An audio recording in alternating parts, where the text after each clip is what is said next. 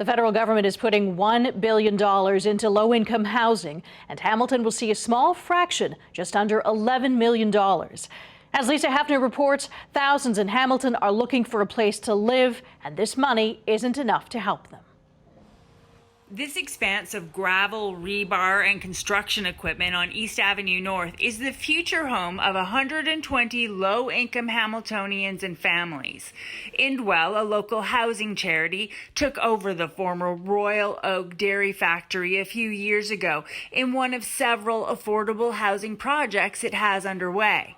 There is still a funding gap before the $32 million first phase starts in earnest, and Indwell hopes the new federal program announced today will help. So we're going to be working very hard over the next few days to figure out how to make upcoming projects ready to go in the timeline. $500 million will be available to charities and communities with projects on the go.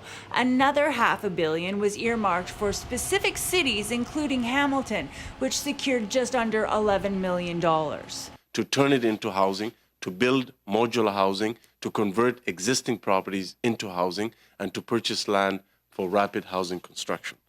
But imagine if you didn't have a home, especially during a Canadian winter.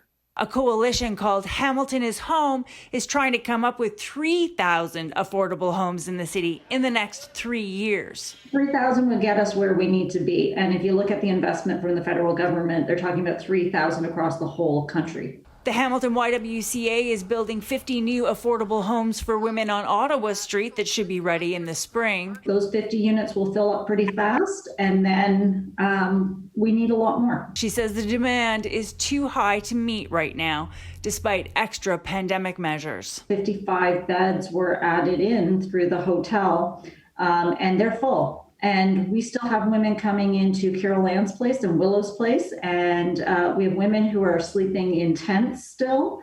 So the situation is pretty critical right now. Many of the people who we know are our heroes, keeping our grocery stores open, our healthcare system working, are still struggling because rents have skyrocketed way beyond the ability of many people to pay. And so we're getting to a very acute point of housing crisis in the city. The government says the money will start flowing in days for low-income housing projects that can be built within a year. Lisa Hepfner, CHCH News.